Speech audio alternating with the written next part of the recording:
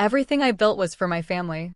My father lifted his champagne glass beneath a giant photograph of himself that read Robert Bennett, 38 years of leadership. Around me, nearly 50 relatives, employees, and longtime family friends raised their glasses. Dad smiled at my mother, Linda. Thank you for standing beside me through all of it. Applause. He turned toward my brother, Daniel. You became the son who helped carry this company into its next generation. More applause. Then my younger sister and Claire, thank you for always keeping this family together. I waited. Dad looked down at his notes. Then he folded them. To family, he said. My Aunt Margaret stared at him. Robert, what about your other daughter? The room went so quiet. I heard someone set down a fork. Dad looked directly at me. He had every chance to laugh, apologize, say he had forgotten a line. Instead, he took a sip. I thanked my family. My mother dropped her eyes. Daniel stopped clapping. Claire stared at me like she expected me to break. I didn't.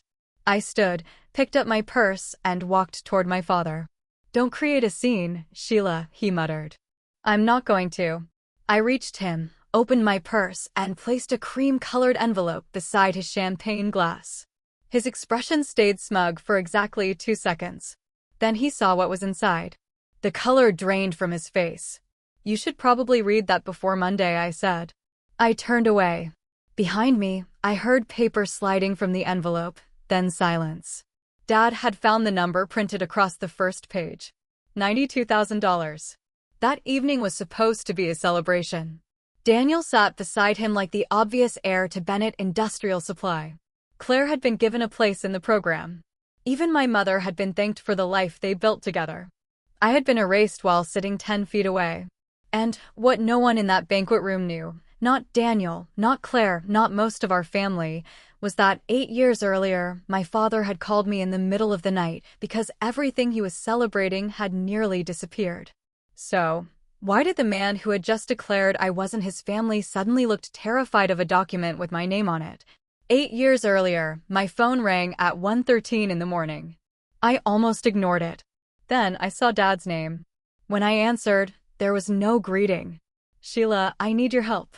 At 26, I had never heard those words from my father. Robert Bennett was the man who reminded everyone that he had built Bennett Industrial Supply from one rented warehouse. He gave advice. He solved problems. He did not admit to having them. I sat up. What happened? A customer defaulted on us, a big one. He explained that payroll was approaching. An overdue supplier balance had triggered a shipment freeze, and the bank wasn't extending enough additional credit quickly enough. How much do you need? There was a pause. 92,000. I actually pulled the phone away from my ear. Dad knew I had been saving aggressively from my engineering job. Most of that money was supposed to become the down payment on my first home. Dad, that's almost everything I have. I know. Then why are you asking me? His voice dropped. Because I wouldn't ask if this wasn't about keeping this family standing. That did it. Not the company. The family. The next morning, I met Dad and the company accountant. I refused to simply transfer the money without documentation, so a formal loan agreement was prepared. Bennett Industrial Supply would owe me the $92,000. Dad signed it. Before I transferred the funds, he stopped me. Daniel and Claire don't need to know why. Daniel's already struggling with what's happening. Imagine how he'd feel knowing his older sister had to rescue the business he's supposed to inherit someday. I thought I was protecting my brother, so I kept quiet. The company survived the crisis. Payroll went out. The supplier relationship stabilized. Business eventually recovered. But my money never came back. Whenever I asked Dad, there was another reason. We need liquidity this quarter. We're replacing equipment. Give me until after the expansion. I kept giving him time. Then slowly the story changed. At family dinners, Dad would clap Daniel on the shoulder and say, "This guy stuck with me when the company nearly went under." Daniel had worked hard. I never denied that. But every time Dad told the story, my part disappeared a little more. 3 weeks before his retirement party, I finally went to his office. "I want the loan settled before you retire." Dad leaned back in his chair. "You're doing well, Sheila. You don't need that money right now. Whether I need it isn't the point, his expression hardened. Family members don't keep score. I stared at him. When he needed my savings, paperwork had mattered. Now that I wanted repayment, suddenly paperwork was less important than family loyalty. Does Daniel know? I asked. Dad said nothing. Does he know the company still owes me $92,000? He turned toward his computer. We're finished with this conversation. I picked up my bag. That was when I noticed the folder beside his keyboard. Retirement/ownership transition. Underneath it was one name, Daniel Bennett. Dad was preparing to hand my brother the company while leaving the money I had put into saving it buried inside the books. I walked out without arguing. That evening, I opened my files, found the signed loan agreement, and photographed every page. Then, for the first time in 8 years, I sent it to an attorney of my own. 1 week before Dad's retirement party, he raised his glass at Sunday dinner and announced my brother's future. Daniel will become majority owner and president once the transition is complete. Mom gasped happily. Claire hugged him. Aunt Margaret congratulated him across the table. I looked at Daniel. He seemed genuinely surprised by the timing, but proud. Then Dad added something that made me put down my fork. He earned it. Daniel was the one who helped me keep that company alive when we nearly lost everything. Dad looked straight at me. He knew I was the only person at that table who understood what he had just erased. Daniel smiled. We got through it together. I said nothing. After dinner, I followed Dad into the kitchen. Why did you say that? He opened the refrigerator. Say what? That Daniel saved the company. He worked there every day during that crisis. I know he did, but you know what happened when the company ran out of cash? Dad shut the refrigerator. You wrote a check, Sheila. For a moment, I couldn't believe that was how he had reduced it. $92,000. Years of my savings, the money you called me at 1 o'clock in the morning to ask for. And you got a piece of paper for it. What more do you want? That answered more than he intended. When he needed me, I was the daughter helping keep the family standing. Now that he wanted Daniel to inherit the success, I was simply someone who had written a check. I want the loan resolved before you transfer the company. Dad gave a short laugh. You're not going to disrupt my retirement because you're upset about recognition. This isn't about recognition. Then don't embarrass me during retirement week. 2 days later, I sat across from Martin Ellis, Bennett Industrial Supplies accountant. I placed my copy of the agreement on his desk. I need to know whether this is still on the company books. Martin checked the records before answering. Yes, the full principal remains an outstanding obligation. It was never forgiven. No. Then he hesitated. Your father asked me recently whether there was a way to clean up the balance before Daniel's transition. I stared at him. What did you tell him? That a legitimate debt doesn't disappear because ownership is changing. We would need repayment or a written release from you. So, Dad hadn't forgotten my $92,000. He had been thinking about it while telling me I didn't need it. I requested the records I was entitled to as the lender. Martin provided copies confirming the obligation and its history. That afternoon, I took everything to my attorney. She prepared a formal demand for repayment under the agreement Dad had signed 8 years earlier. I watched her place the completed documents in front of me. What happens if he refuses again? I asked. She tapped the agreement. Then your father will have to explain why the company he says Daniel saved still owes you the money that helped save it. I had barely reached the hallway outside the banquet room when I heard my father behind me. Sheila. I kept walking. Sheila, stop. I turned. Dad was holding the cream-colored envelope I had placed beside his champagne glass. The repayment demand was in one hand, the original loan agreement in the other. He didn't ask whether I was okay. He didn't apologize for telling an entire room that I wasn't family. His first question was, who else have you shown this to? I looked at him. That's what you're worried about? Answer me. My attorney has it. Martin knows about it because it's still on the company books. Dad lowered his voice. You brought this here to humiliate me. No, I brought it because you need to read it before Monday. You wait until my retirement party. Get your feelings hurt over a speech, and suddenly you want $92,000. The repayment demand was prepared before tonight. That stopped him. I gave you 8 years, Dad. Tonight just confirmed I was right to stop giving you more. The banquet room door opened. Daniel stepped into the hallway. What? 92,000. Dad immediately turned toward him. This doesn't involve you. Daniel's eyes moved to the agreement. You're transferring the company to me. If the company owes Sheila $92,000, it involves me. Dad folded the papers. It was a temporary family loan. Daniel frowned. Then why have I never heard about it? I wasn't going to spend another evening explaining Dad's choices for him. Ask him what happened during the cash crisis 8 years ago. Dad snapped. Don't do this. I'm not doing anything. I'm leaving. Inside the banquet room, voices had replaced the applause. Aunt Margaret was speaking sharply to Mom. Several relatives were already collecting coats. Dad went back inside and tried to salvage the evening. Daniel stayed with me. Did he lie to me? He asked. About what? All those times he said I helped save the company. You worked hard, Daniel. That's true.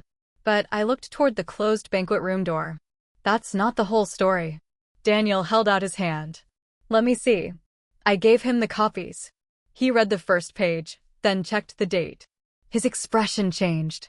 I remember this week. I said nothing. Our suppliers stopped shipments. He turned another page. Dad told us the bank came through. I watched him find Robert Bennett's signature. Daniel looked at me. This was your money. Dad owes you the rest of that explanation. Aunt Margaret came into the hallway, followed by Mom. I hugged my aunt. Then I looked at my mother. I won't be at Sunday dinner. Mom blinked. Sheila, don't make decisions tonight. I already made this one. You mean this Sunday? No, not this Sunday. Not next Sunday. She stared at me. I picked up my purse. I was done sitting at a table where my place could disappear whenever acknowledging me became inconvenient. I started toward the exit. Sheila, wait. Daniel's voice stopped me. I turned. He was standing beside the banquet room doorway with the agreement in his hand. Dad had come up behind him. The relatives nearest the door had gone silent. Daniel raised the document. Then he looked our father directly in the eyes. Dad, whose money actually kept the company open? Dad looked at Daniel, then at the agreement in his hand. Sheila helped us through a difficult month, he said. Daniel didn't move. That's not what I asked. Dad glanced toward the relatives standing near the banquet room door. This isn't the place. You made it the place when you stood in there and told everyone I was the one who kept the company alive. Mom stepped closer. Robert, answer him. Dad's jaw tightened. Daniel opened the agreement again. This money came in the same week we almost missed payroll. Dad said nothing. The supplier had frozen our shipments. I remember because I spent 3 days calling them. Daniel pointed at the date. You told me the financing had been handled. It was handled by Sheila. Finally, Dad exhaled. Yes. Nobody spoke. Dad looked at me. The bank wasn't moving fast enough. We had payroll coming. We owed the supplier enough that they weren't releasing another shipment until we addressed the balance. Daniel's voice dropped. How bad was it? Bad? How bad? Dad rubbed his forehead. If we had missed payroll and lost that supplier at the same time, we would have been in serious trouble. And Sheila gave you $92,000. She loaned it to the company. Daniel stared at the papers again. I could see him rebuilding 8 years of family stories in his head. You told me I saved the company. You helped save it. I worked there. That's different. You did more than that. Daniel shook his head, but I didn't give you this money. Dad's voice sharpened. Nobody said you did. You let everyone believe I was the reason we survived. That was the part Dad couldn't answer. Because Daniel was right. My brother had worked hard during those months. Employees had stayed late. Dad had negotiated with suppliers and customers. The company's recovery belonged to many people. But the emergency cash that bought them time had come from me. Dad had taken 2 truths. That Daniel worked hard and that the company survived and turned them into a story where Daniel alone carried the company through its worst moment. Claire came out of the banquet room. Why didn't any of us know? Dad looked away. Because it was private. I finally spoke. No, it started private. You made it something else. Dad turned toward me. You asked me not to tell them because you said Daniel would be embarrassed. I believed you. Daniel looked at him. Was that really why? Dad's silence lasted too long. Claire folded her arms. Dad. His shoulders dropped. I was ashamed. There it was. Not confusion. Not bad memory. Shame. Dad looked at Daniel first, then me. Sheila had her own career. She had left the company, built her own life, and she was doing well. Daniel stayed with me. I said, and then the company got into trouble, and I had to call the daughter who had chosen another path and ask her for almost $100,000. His words came more slowly now. I had spent years telling everyone I knew how to run that business. Then suddenly I was asking my 26-year-old daughter to keep us afloat. Daniel stared at him. So after things improved, you changed the story. Dad didn't deny it. Mom's face hardened. You let your pride turn into a lie. I never said Sheila did nothing. Claire gave a disbelieving laugh. Tonight you literally said she wasn't family. Dad looked at me. That was the question I still needed answered. Why? He frowned. Sheila, no. Why tonight? He tried to look past me. I didn't let him. You knew the loan was still outstanding. You knew I'd asked you to settle it before retirement. You knew exactly what I had done for that company. So when Aunt Margaret asked about me, why did you look at me and say, I thanked my family? For the first time that evening, Dad had nowhere to hide. Finally, he said, because you were pushing me for repayment, for control. I almost laughed. Of my own money. You were giving me deadlines during my final weeks running my company. It was 8 years, Dad. I know. Then what were you trying to accomplish with that speech? His eyes dropped. I was angry. The room stayed quiet. Dad swallowed. I wanted you to understand what it felt like to have someone else dictate terms to you. There was the full truth. He had done it deliberately. He had used the biggest celebration of his career to punish me for asking him to honor an agreement bearing his own signature. Mom stared at him. You humiliated your daughter because she asked you to honor your own signature. Dad didn't answer. That was when the party truly ended. There was no screaming match. Nobody overturned a table. People simply stopped celebrating. Aunt Margaret took my arm. Claire collected her coat. 2 cousins quietly said goodbye to Mom. Daniel remained long enough to hand the agreement back to me. Then he faced Dad. The ownership transfer waits. Dad's head snapped up. Excuse me. Until the company's obligations are resolved properly. You don't dictate the transition. Then don't transfer anything to me yet. Daniel walked away. For once, Dad was the person standing in the room while everyone else decided whether to stay. I left with Aunt Margaret, and I did not go back. Over the following weeks, accountants and attorneys handled what Dad had spent years treating as a family inconvenience. The loan was real. The obligation was still on Bennett Industrial Supplies books. The $92,000 principal was repaid to me under the agreement, with the remaining applicable amount handled through the formal settlement. Daniel's ownership transition was delayed until the company's books were properly finalized. Eventually, he still became president and majority owner. I never challenged that. I didn't want Dad's company. That was something he had never understood. I wanted him to stop calling me family when he needed my sacrifice and treating me like an outsider when the sacrifice became inconvenient to acknowledge. Dad contacted me 3 days after the party. His first message said family problems should never have been allowed to interfere with his retirement. I deleted it. A week later, another arrived.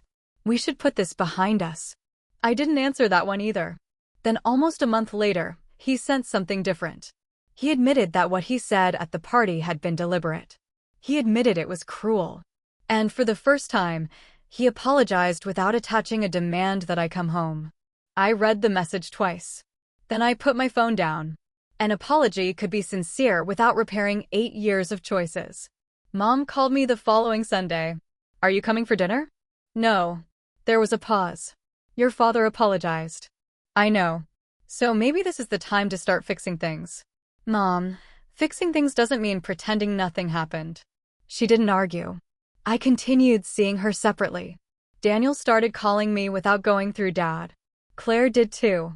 Aunt Margaret never stopped. That was another thing Dad had been wrong about. Leaving his table didn't mean losing my entire family. It only meant he no longer controlled my access to them. A few months later, I finally did what I had planned to do before that 1:13 a.m. phone call 8 years earlier. I bought a home, nothing extravagant, a quiet townhouse with sunlight in the kitchen and enough room for a dining table I chose myself. On moving day, Daniel carried boxes upstairs. Claire arrived with food. Aunt Margaret appeared with champagne. Mom visited separately a few days later. Dad wasn't there, and for the first time, his absence didn't make the room feel incomplete. Nearly a year passed. I never returned to my father's house. No Sunday dinners, no holiday gatherings under his roof, no walking back through the same door and accepting the old arrangement because someone said, "But we're family." Daniel stopped repeating the story that he had saved Bennett Industrial Supply. Whenever the difficult years came up, he said something much simpler. A lot of people carried that company. Sheila was one of them. Dad remained retired. He still had 38 years of business accomplishments behind him. What he lost was something he had taken for granted much longer than any company title: the power to decide who counted. I kept the original loan agreement after everything was settled. Across the front was one word: paid. I filed it in a drawer in my new home, not because I needed proof anymore, because it reminded me that generosity and surrender were not the same thing. On my first birthday in that house, I sat at my dining table with Daniel, Claire, Mom, Aunt Margaret, and people who had never required me to earn a place beside them. Near the end of dinner, Aunt Margaret lifted her champagne glass. For a second, I remembered another room, another raised glass. My father looking straight at me and saying he had already thanked his family. This time I smiled. Nobody at my table had to announce who belonged. Nobody had to earn a seat. My father used his retirement speech to tell me I wasn't his family. I never went back to convince him otherwise. I simply built a life where nobody else got to decide whether I belonged.